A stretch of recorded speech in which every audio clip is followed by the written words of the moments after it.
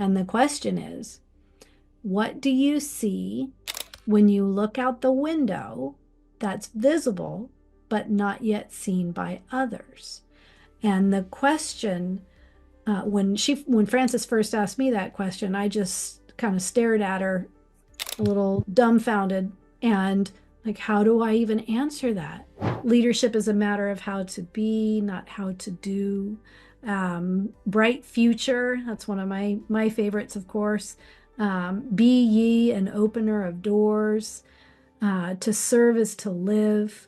So she had these wonderful principles of leadership that she lived and exampled for all of us. And that's what the book is, or how the book is organized. The greatest threat to democracy is our lack of civility, meaning we can have differing opinions, we can have different ways that we want to do things, and we'll never be able to work together if we're not able to listen to each other and maybe negotiate, figure out the best way forward together. Welcome to Inside Personal Growth Podcast. Deep dive with us as we unlock the secrets to personal development, empowering you to thrive. Here, growth isn't just a goal, it's a journey. Tune in, transform, and take your life to the next level by listening to just one of our podcasts. Well, everyone, welcome back to Inside Personal Growth. I am honored to have Sarah McArthur joining us from Easton, Pennsylvania. And Sarah is, well, she's more than an author, but she's a co-author with Frances Hesselbein, Marshall Goldsmith, and herself, a collection of essays about work is love made visible. My video editor will also have that book pop in. Good day to you, Sarah. Well, hello, it's nice to be here. It's nice to see you again. And the way that I actually started knowing Sarah was through Marshall Goldsmith. And that's when Marshall used to live in Rancho Santa Fe. And now he's in Tennessee. And Sarah is in Pennsylvania and New York, both places. But I'm going to let our listeners know a tad bit about you. She's a thought partner and trusted advisor to world-class leaders in the areas of messaging, content, alignment, and audience development. She's the editor-in-chief of Apex Award-winning Leader to Leader Journal and the executive producer of Defining Moments, the documentary about the life and leadership of Frances Hesselbein. For those of you who don't know, she was the one that helped the Girl Scouts. I think many of the people will know. And is she passed away? Mm-hmm. Yes, that's what I thought. An award-winning best-selling author and editor. Her mission is to help leaders and organizations work together towards a bright future. Her clients include former CEO of Boeing Commercial Airlines and Ford Motor, Alan Mulally. And if you've never heard Alan speak in person, boy, you're in for a treat. He actually wrote the foreword to the book, folks. So wonderful man, wonderful man. Considered one of the greatest leaders of the 21st century. And the list goes on. She's been inductee of the Radio Television Broadcasters Hall of Fame and Marshall Goldsmith's #1 best-selling New York Times and the Wall Street Journal. What got you here won't get you there, and Triggers, and Thinkers 50 Hall of Fame. And on, her whole biography. You want to learn more, go to sarahmcarthur.com. That's Sarah, SarahMcArthur.com. That's where you're going to learn more about Sarah. Well, I love the way that you all put this book together in all these little short story, I'm going to call them like 3-page little vignettes, and then at the end of them, the questions, the reflection questions. Very well done. But the book outlines 6 core values for organizations, including creating positive memories and succeeding as a tribe. Now, there's been a couple of books written on tribes, and I mean tribes within inside of organizations. How can organizations effectively instill and maintain these values across global teams from your vantage point, having written and talked and worked with some of the best thought leaders in the world? Well, it's wonderful to be here, Greg. It's been a long time coming, so really excited to be here and talk a little bit about Work is Love Made Visible. And Work is Love Made Visible is an interesting book. It's an interesting project. A long time ago, I met Frances Hesselbein, and she was a great leader, and her vision of leadership was all about a bright future for all. And she was so focused on developing our purpose. And so in her life, she developed basically five, many more, but we'll call it five because five is what we have in the book. Five basic principles of leadership that we organize the book into, these essays by different contributors that we Hmm. organize the essays into things like principles like leadership is a matter of how to be, not how to do. Bright future, that's one of my favorites, of course. Be ye an opener of doors. To serve is to live. So she had these wonderful principles of leadership that she lived and exampled for all of us, and that's what the book is, or how the book is organized. Yeah, and quite effectively. Now, she was obviously influenced very much by Peter Drucker. The first chapter of this book is really about my journey with Peter Drucker, right? Um, what from your time with her and your ability to kind of look at her as a leader and then Peter Drucker's influence. How do you believe that the two of them, because they're both just so they're iconic, as it comes to leadership, like what do you think the biggest influence was that Drucker had on her? Those two, they're like, that's a great question. To me, Frances Hesselbein and Peter Drucker are sort of like the the godfather and the godmother of leadership and management. I mean, they really are incredibly influential, and their partnership, the impact of their partnership is that both of them learned so much and grew so much from learning from each other. One the book is based around a question that Frances would ask everyone when she'd meet us. So, and she'd ask the same question. I went to France to lunch with Frances, I don't know how many times, and she asked me this question. And the question is, and it's the premise of the book, and I wanted to hear what other people thought. That's why we have this book, is because I wanted to hear what other people thought, what their answers were to this question. And the question is, what do you see when you look out the window that's visible but not yet seen by others? And the question, when Frances first asked me that question, I just kind of stared at her a little dumbfounded and like, how do I even answer that? And I look out the window, like, what do I see? I see there's a challenge with communication happening in the world today. And Frances said, very good answer. The question that she came up with, that she asked every one of us, is that question. And so when you read those articles by those contributors, they're giving their answers to Frances's question. Mm-hmm. Interesting. Something popped up for me. I don't know if this is totally relatable or not, but I can remember Art Linkletter asking kids the questions, and his show was, if you remember, kids say the damnedest things or something like that, right? And I always think about as a child what I used to see versus an adult, because sometimes things got the perspective because we get conditioned, right? And I think our question is spot on.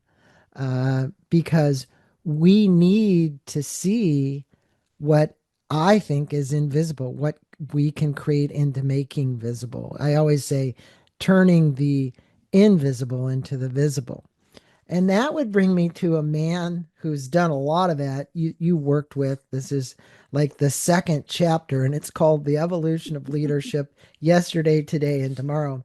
And there couldn't be anybody that you probably spent more time with than Marshall Goldsmith. And I've had him on the show at least 5 times. And his chapter is really, he goes all the way from the cave people to the management and the common characteristics of leadership.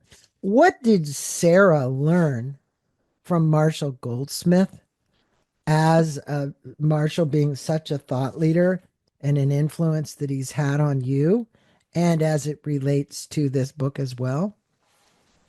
Oh, I have learned so much from Marshall. He's an extraordinary person and an incredibly great executive coach, world-renowned executive coach. And so for me, spending 20 years working together with Marshall Goldsmith, 10 of which was in books and content, as managing editor of his content, and then the next 10 years continuing with the publishing and the books and the content, and then also running his company as the CEOO. I was coached every day of my life because Hmm. that's what Marshall does. He just immediately he sits down next to you, or if you sit down next to him, he'll start coaching. It's just who he is. Right. One of the things that I learned from Marshall, I learned very early on, and it was one of the it's one of the things that I remember so well and that I share with people, especially people who are starting out, or sometimes when people feel like they're making a big mistake or something. So I think it was my first book project, possibly second, with Marshall and another woman named Beverly Kay, and a man named Ken Shelton, who was the editor of Leadership Excellence. And Beverly Kay wrote a book, Love 'em or Lose 'em. It's in its seventh edition. It's been around forever. So these were the editors, and it was also a compilation book. And I was new. I hadn't edited a compilation book before, so I didn't know everything about everything for sure. And I didn't know my role. I was a freelance editor, and so I was working with the publisher and the contributors and putting all this together. And I did not realize the power I had. And so we put the book together, sent it to the publisher, and they sent it back. And the all of the bylines were on appropriately on the contributors' articles, which was great. And then there was a byline on the conclusion. And I thought, well, there's never a byline on a conclusion. So I took their names off. I deleted their names. And I thought, somebody will correct me if I'm wrong. And so it goes, and it didn't come back, and that's great. And it was printed. And after it was printed, I got a call from one of the editors, Beverly Kay, and she said, "Oh, did you know that the names were taken off the conclusion?" I said, "Oh, yeah, I'm sorry. Was that wrong? I did that." She said, "Well, that's wrong. The contributors are very upset." And Oh. rightly so. I'd taken their names off of the off of their contribution. I'm so sorry. I don't, what can I do? What can I do? I'm so sorry. I'll do anything you need me to do. Can I call them? No, they're too upset, Sarah. I don't think you want to call them right now. And so she said, "Well, I understand you made a mistake, and just, don't do it again." And I said, "Okay, I'm so sorry." And then Marshall called, and he said, "Sarah, what happened? Did you do this?" And I said, "Yes, I'm so sorry. I'm so sorry. What can I do? I feel so bad." And he says, "Well, that's pretty bad. You took their names off. That's their work. You took their names off, and that's a pretty big one. That's pretty bad. So don't do that again. And I go, yeah, I'm so sorry. And he says, and remember this, in the big stream of life, it's not that big a deal. Right. Let it go. That's what makes him a good coach. I That said, was good coaching, right. you know. So eh, this book is loaded with great little short stories from all these people who have authored, right? That you guys hand chose for this. But you know, I think one of the things that we're kind of everybody today is maybe grasping with is a bit of uncertainty and where's the world going and what's happening. And obviously, as a leader, you've got to have a clear sense of purpose. So, you just said something about clear purpose a few minutes ago. How does, and I don't care if it's, in our political world or for-profit world, how does a leader align a company's purpose with the employees' values to contribute to long-term organizational success? That's always been the million-dollar question. It's like, okay, great, we've got all these teams. I'm the visionary. I'm going to put the vision out there and the mission, and I hope all these people are going to be aligned with the same thing. And have you found any secrets from all these great thinkers about how they've achieved that? I mean, because we have a political leader right now that doesn't seem to care very much about what the people think. Yes. Yes, I have learned so much from every single contributor. Every one of the coaches that I worked with Marshall and I worked with, all of the people that I get to work with Alan Mulally and Frances Hesselbein. And I think when it comes to uh, being mission focused, Hmm. demographics driven, and innovation based is the most important when it comes to aligning values with purpose. So I learned so much. I get to teach working together and share working together with Alan Mulally. And working together is the leadership and management system that Alan Mulally created and designed and developed over his time at Boeing and at Ford from 1969 when he started at Boeing until he left Ford, I think in 2014. And Is for that those a project you're working on now, Sarah? Working together? constantly, yes, I'm Oh, working together partner with Alan Mulally. So we're sharing our working together leadership and management system. okay. And it is if our listeners want to learn more about it, where would they go? Because that's the first I've heard about it. So Oh, it's always good to do wonderful. these. So where would they go? I think they would come to me and just reach out to Okay. me, Sarah at sarahmacarthur.com. Very, very Okay. simple. I have no Okay. problems with that. I love sharing working together. And within working together is a leadership and management system. And there's 5 elements of it. You said three at the beginning there. So I'd like you to repeat those because I don't think everybody really got that. So when we first started this question, I'm going to go back because you Mhm. gave me three key points. And I think it's always important. Sometimes you have to hear them a couple of times. So can you repeat them again? And then let's go into the working together. Do you remember what you said? The 3 key points of the Well, there you said for people to oh, align from people. Francis, from Francis. Right, Yep, right. Francis always said that every organization, Hmm. profit, nonprofit, government, education, military, whatever, what across the sectors, every Hmm. organization, especially this is when she was working with Girl Scouts, so especially with Girl Scouts, because she was leading an organization of 780,000 volunteers. Wow. Those are people who do not have to be there. Right. That's the way, and she turned the organization around, tripled minority membership, changed the organization, and just it was an incredible turnaround that Frances accomplished there. And she led the organization with these 3 points that you mentioned. Mission, we will be mission focused, Mm-hmm. demographics driven, Mm-hmm. innovation based. Innovation based. That's the one that I heard. Yeah. Okay. Yeah. And Alan, Alan and Francis to me are two peas in a pod. Okay. They're exactly the same, they just look different.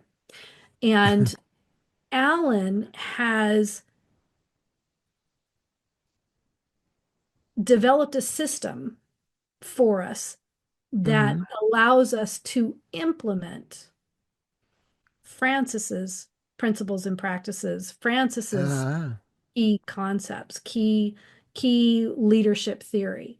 And his principles and practices, governance process, leadership team, creating value roadmap, and business plan review make up his working together wow. leadership and management So, system. question, he's had to have put this in a book. Is it in a book? We're writing the book as we speak. Ah, But okay. there's also a lot of references. So you can look to our leader to leader journal. And Alan and I wrote an article, a conversation with Alan Mulally about his working together leadership and management system. And it gives a summary of a 3,000 word summary of Well, if you can give us some links, I'm happy to put those for our listeners into the blog. I absolute. certainly have your website here, but also, it says projects, and under projects, it has defining moments. I don't actually see the one you're working with Alan Mulally on there. So that's fine. Whatever you have to provide to me or that'd be awesome. Absolutely. You Okay. have got it. You have got it. Well, there's been a couple of times during this that you've mentioned Beverly Kay. And I'm looking at the chapter of Beverly Kay, and it is time to leave your comfort zone. And one of the questions that comes from this is it would be business leaders leaving their comfort zone, right? Um, and in one section, you mentioned the challenge of stepping out of comfort zones. What strategies do you recommend for individuals and organizations to embrace discomfort as a path to growth? Now, I would say that this current administration has created tons of discomfort. And I have been told that, hey, we have to disrupt certain things to make things happen. I don't agree with the way that he's doing it or how he's doing it. Not at all, not even close to it. But I do realize that even Alan and other leaders have to make tough decisions sometimes, like reduction in force. Oh, great. We've got to let some people go. I get that. I totally get that. But how do you do it with, like the senator said the other night on TV, with some level of compassion and still go about what you have to do? Because I do realize that we've got to manage budgets, we've got to do these things around money. But it just seems like if you can't do it with compassion, then why do it at all? Mhm. Yeah, we're definitely having a challenge, aren't we, in Yeah, yeah. communication, and that's in Work is Love Made Visible. Um, the article that I wrote for it, the essay that I wrote for it, what do people do all day, is exactly about seeing the challenges of, for me, it's always about communication, where the greatest threat to democracy is our lack of civility, meaning we can have differing opinions, we can have different ways that we want to do things, and we'll never be able to work together if we're not able to listen to each other and maybe negotiate, figure out the best way forward together. Sometimes it's that, if an organization has a leader, because really it all comes down to who the leader is, the leader that has been chosen by, Hmm. usually the board, the leader that has been chosen to lead this organization. If the leader who is leading the organization um,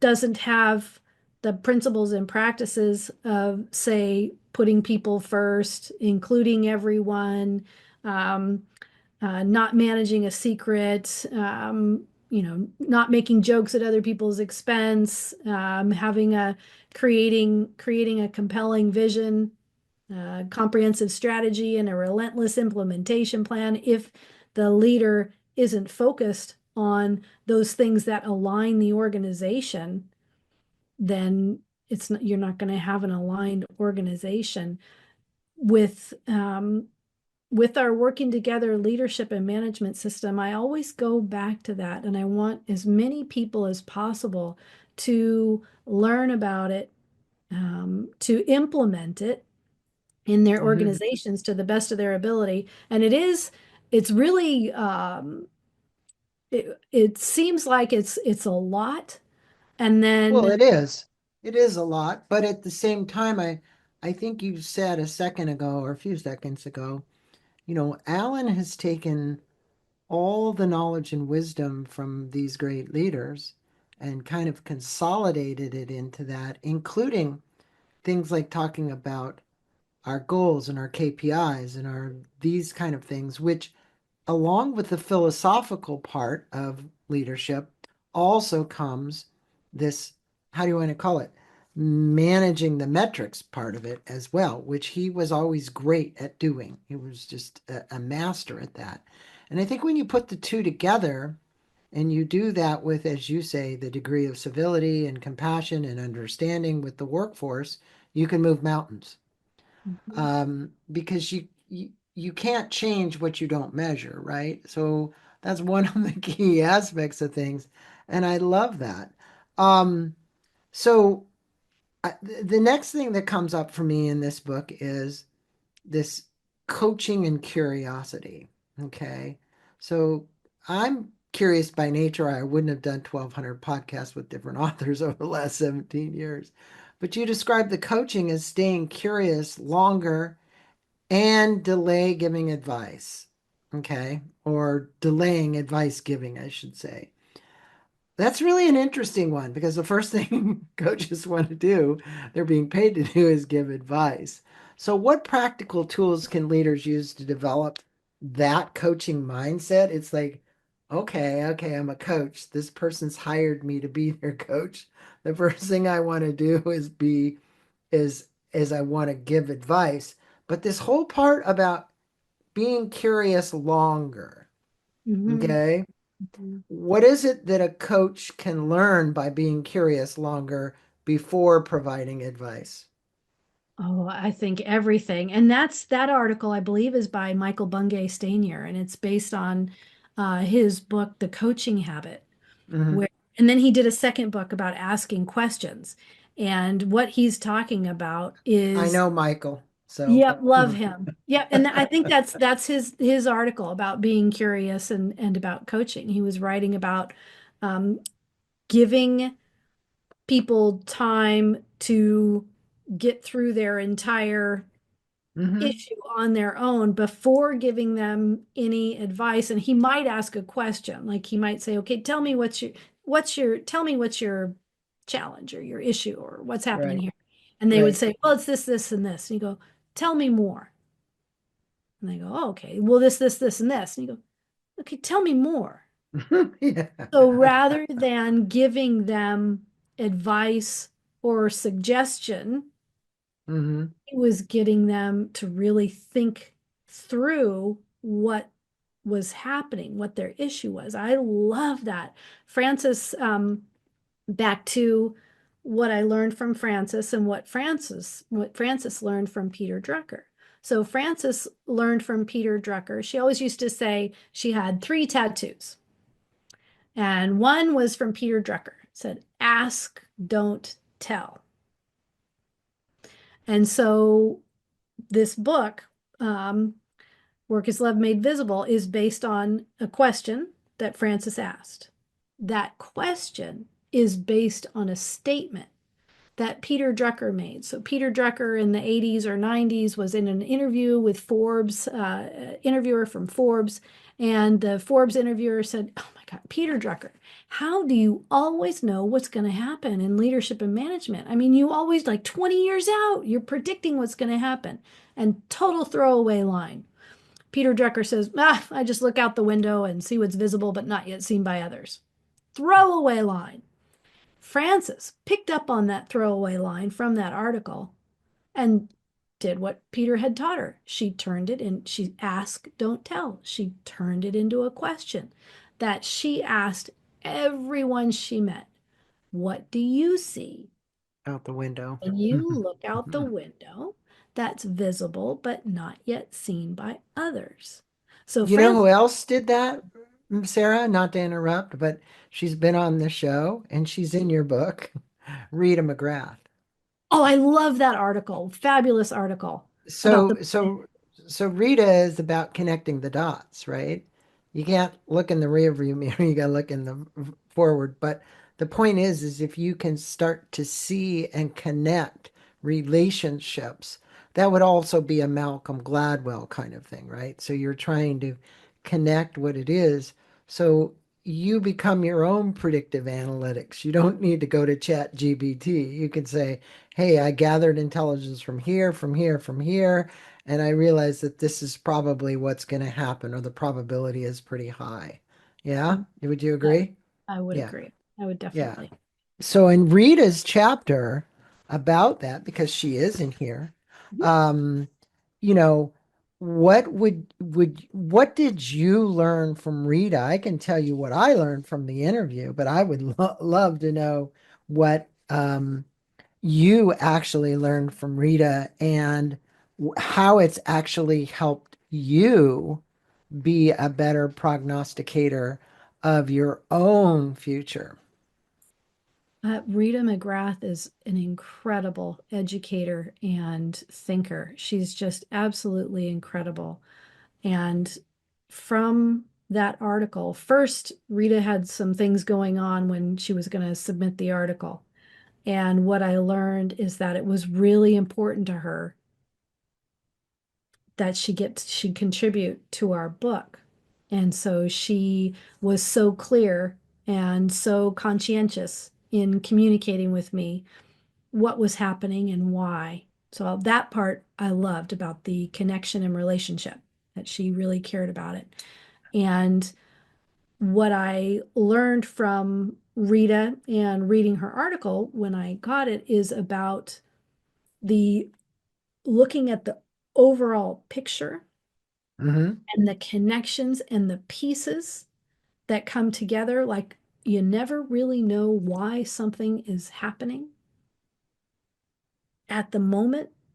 Right. And then later, the pieces come together. And so that she was describing that personal experience in that in her article. She was describing a personal experience of how the pieces fit together and then Right. relating that to leadership theory. I we just don't always we don't always see them, you know that. And one of the stories that Sycamore Rao, Dr. Rao, told me the other day in an interview was really, and you've probably heard this, but for all of my listeners, they've heard me now say it 10, 12 times. Good things, bad things, who knows? Right? Now, that's certainly an Eastern philosophy, and I go along the lines of Eastern philosophy, but it's absolutely true. We know that sometimes the most negative things that happen can ultimately turn out to be the most positive things for our life, in our life. Mhm. And that brings me to something. It's coming close to the end of your book, in I'd say this book compilation. And you said one of your favorite books is "What Do People Do All Day" by Richard Scarry. And this was your chapter, Sarah. And I loved your reflection questions. So, what message would you want to leave for the listeners that is kind of paramount here from what do people do all day? And there is some solutions to the breakdowns that you wrote, which I thought are just fantastic. Like have a message, be curious, and have respect for all people. You've got be clear and concise, right? So tell us a little bit about this because this was a great contribution that you made. It's not only do you actually get to work with all these thought leaders, they let you put a chapter in here too. Well, I remember when I came up with the idea to to do this book, and I got to write up the summary of what it was going to be about. I got to ask Marshall and Frances if they would please be involved. I got to ask all the contributors if they would please, I got to describe the book and ask them if they would please contribute. I got to define what the parts of the book are, what they mean to me, and what Frances's philosophy means to me. Like leadership is a matter of how to be, not how to do, what that means to me. And I'm just going to read it. It's on page 222. I'm And on 221, so I'll go to 222. There we 222, go. right in the center of the page, hmm is what I was thinking about for the book. To me, this book is the essence of work is love made visible, working together for the functioning of society and the well-being of people around the globe. Its message is that we all contribute to society. Everyone has a place, everyone is included, everyone participates. Humanity is a big network of people working together. There is no disconnect caused by poor communication. That was my call to bring this book to light. And rightfully so. And I think you did a magnificent job of editing this, putting it together, and putting all these stories together because this is a book that anybody can pick up. And if they just want to read one little chapter and learn something, they can. There's some of them are 4 and 5 pages long and reflection questions for them to ponder and think about, which I think is excellent. Now, one of the things that I kind of like to wrap the interview up with is just this reflection on leadership. I mean, leaders today are asked to be doing more with less time. They seem to be pressured. We seem to be moving in a very, very fast pace as a society and a world. Um, how do you see? I see that you're talking about working together and management systems with Alan Mulally, and I can't wait to actually read whatever it is that you've got. But how would you tell leaders today that you see this leaders, their role as a leader evolving into the next decade, primarily with the impact of all the digitalness of our world, be it AI and AI has just started, right? It's just now revving up. We haven't seen the likes of what it's going to actually turn into. So if I was out there today and I had a job at Amazon, Microsoft, whatever, and I was in a top leadership position, what advice might you have for me from the great thought leaders that you've interviewed? The advice that I would have is that the leader is really, really, really important. I've been working with Alan Mulally, and one of the elements of the leadership and management system is leadership team. And one day we were working on his slides and charts, and I put an underline under leadership team and sent it back to him. And he said, he sent me an email and said, Sarah, I think there's a mistake. There's an underline under the word leader in leadership. Uh-oh, you did it again, Sarah. And I You said, left the names off. Now you're underlining something. I know I'm going rogue. And I said, he said, no, that's not a mistake. I was just, the leader is really important. So I thought I would just make that apparent in the script. And he says, okay. And it took a little while. He's a very, very, very humble person. And it's never about him. It's always about us. With Alan Mulally, it's we go from I to we and from me to service. He's all about we and service. And to be leader, have the leader be underlined was a really big deal. He gets it though. And Yeah, he does. it's been some time. So I would say the leader is really important. And who we are, the leadership is a matter of how to be. This is a direct quote from Frances. Leadership is a matter of how to be, not how to do. It is the quality of our character that determines performance and results. So many leaders are scrambling for those results, and we're never going to catch them. I mean, we might catch them, I don't know, but we're never going to catch them. It's who we are Mm. is going to Mhm. have everything to do with our results and our performance. That would be my biggest bit of advice and what I've learned from the great leaders I've had an opportunity to. Well, and I think what you've been doing all your life, who we are, is a result of how we choose to educate, what we choose to read, who we hang around, what are the kind of news material that we feed into our mind, what are we doing to take care of ourselves, our body, our spiritual body, our everything. And all of these are elements of how one shows up, right? And I think when one shows up in the middle of chaos and can maintain that state of calmness and authority and whatever, they're incredibly valuable. Yeah. Mhm. Incredibly valuable. Yeah, Yeah. it's all about who we are, and who we are will determine our results, right? If we are focused on, say, we're focused just solely on the bottom line, then the product will likely suffer because we're not focused on creating the best product. We're not focused on including all of the stakeholders and the customers, the employees, the manufacturing, procurement. We're not focused on including all of the stakeholders in making a wonderful product or service.